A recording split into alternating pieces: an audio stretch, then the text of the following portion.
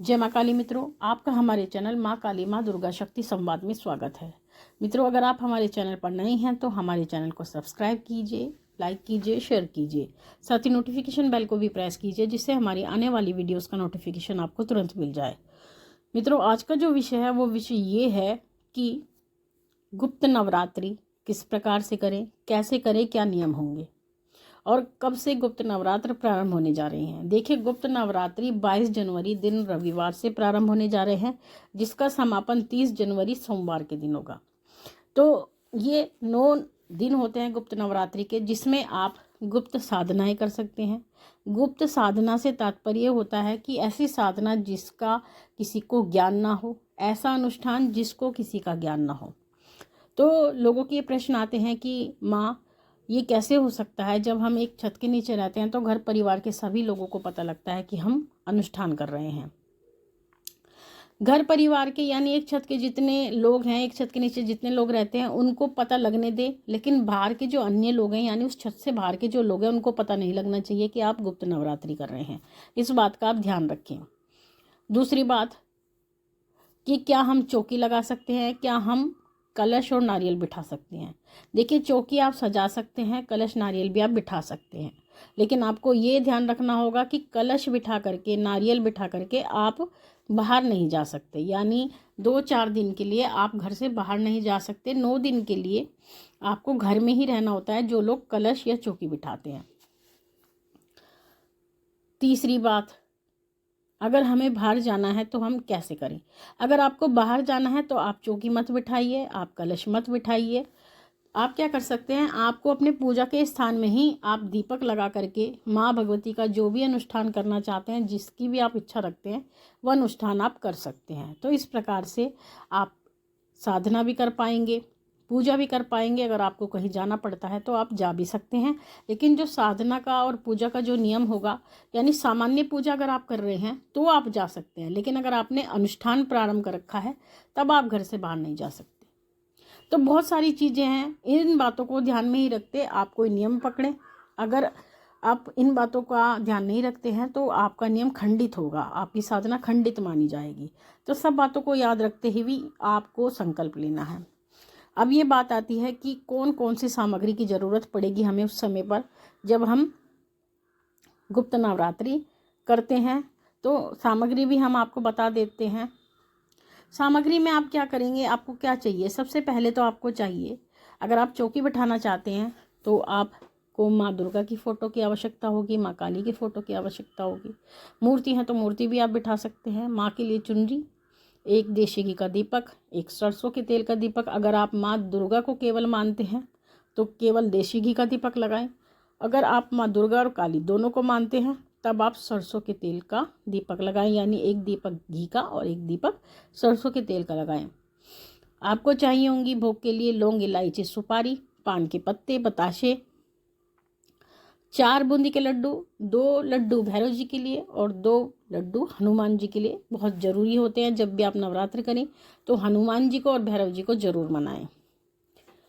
फूल यथाशक्ति, फल यथाशक्ति, ऋतु फल आप ले सकते हैं।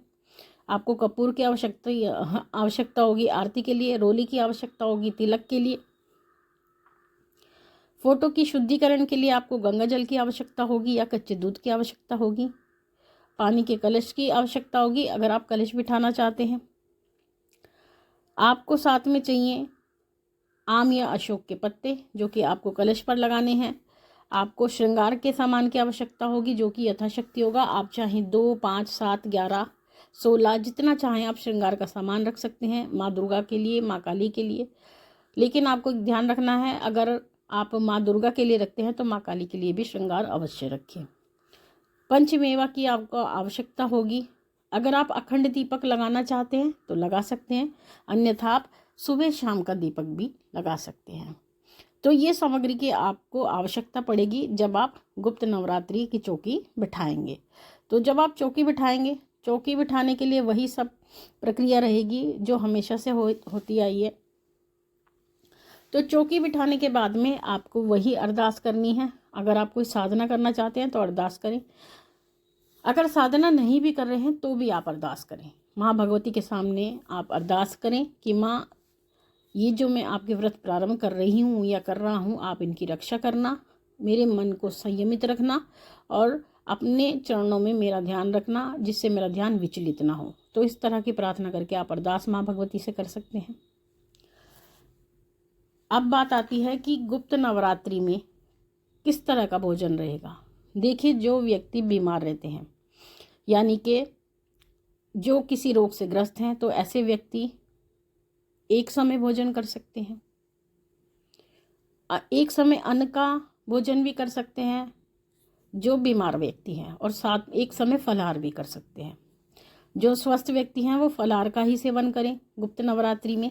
बाकी लोगों को अपना अलग अलग नियम होता है। कुछ लोग मीठे भी करते हैं, कुछ लोग लौंग के जोड़े पे भी करते हैं, कुछ लोग लौंग पताशे पर करते हैं। तो आप अपनी यथाशक्ति आहार का चुनाव कर सकते हैं, लेकिन आपको ये ध्यान रखना है कि आहार आपका सात्विक रहेगा। अब ये बात आती है कि हम कौन सा अनुष्ठान करें। तो सबसे महत्वपूर्ण बात है कि आप जो भी अनुष्ठान करना चाहते हैं वो अपने गुरु मार्गदर्शन में करें। बिना गुरु के कोई भी अनुष्ठान करना उचित नहीं होता, लेकिन फिर भी व्यक्तियों का मन होता है कि हम अनुष्ठान करें, तो आप अनुष्ठान कर सकते हैं। अनुष्ठान करते हुए आप ये ध्यान रखें कि जो अनुष्ठान आपने प्रारंभ किया है उसका कुछ इस प्रकार से नियम होना चाहिए कि आपको एक समय वो पाठ करना है। अगर आपने सुबह का संकल्प लिया है तो आपको सुबह के समय पाठ करना है। अगर आपने शाम का संकल्प लिया है, यानी कि आपने ये सोचा है कि मैं शाम के समय पाठ करूँगा या करूँगी, तो आपको शाम के समय करना है। आप ऐसा ना करें कि कभी आप सुबह पाठ कर लें, किसी दिन आप शाम को पाठ कर लें, किसी दिन आप दोपहर में पाठ कर लें। ऐसा बिल्कुल ना करें। आपको ये ध्यान रखना है कि एक समय पर आपको वो पाठ करना है। दूसरी बात, जिस समय आप पाठ करें, पाठ करते समय आपका ध्यान केंद्रित होना चाहिए, यानी आपका ध्यान इधर उधर की बातों में नहीं होना चाहिए। कोशिश ये करें जो पाठ कर रहे हैं आपका ध्यान उसी में केंद्रित रहे। गुप्त नवरात्रि के समय आपको ये ध्यान रखना है कि आपको किसी के घर का भोजन, चाय इत्यादि नहीं पीना है, क्योंकि अगर आप किसी के घर का भोजन करते हैं, किसी के घर का पानी पीते हैं या किसी के घर का कुछ भी ग्रहण करते हैं, तो जो आपका पुण्य का फल होता है वो उसको प्राप्त हो जाता है। तो ऐसी परिस्थिति में आप ये कोशिश करें कि इन 9 दिनों तक आप किसी के यहाँ का भोजन पानी बिल्कुल भी ग्रहण ना करें। अगर आप बाहर जा रहे हैं तो बाहर आप खा सकते हैं, किसी के बाहर जो नल होते हैं उस नल का पानी भी पी सकते हैं, बिसलरी का पानी भी आप पी सकते हैं, खरीद करके आप पानी पी सकते हैं, या बाहर नल लगा है तो उसका पानी पी सकते हैं। दुकान से आप खरीद करके शुद्ध भोजन जो आपको आसानी से मिल जाए वो आप ले सकते हैं। चाय पी सकते हैं बाहर की आप, लेकिन खरीद करके पी सकते हैं। किसी के घर का आप ना पिए तो अति उत्तम होगा। तो मित्रों, ये थी जानकारी आप सभी के लिए। अगली वीडियो में बताएंगे कि आपको इस गुप्त नवरात्रि में किस प्रकार से साधना या अनुष्ठान करना है। तो आप चैनल से जुड़े रहें। साथ ही माँ भगवती से ये प्रार्थना करते हैं कि वो आपके भंडारे भरती रहे, आपकी सभी मनोकामनाओं को पूर्ण करती रहे, आप पे अपना पूर्ण आशीर्वाद बना के रखे। आपसे फिर मिलेंगे अपनी अगली वीडियो में। तब तक के लिए जय महाकाली, जय महाकाल।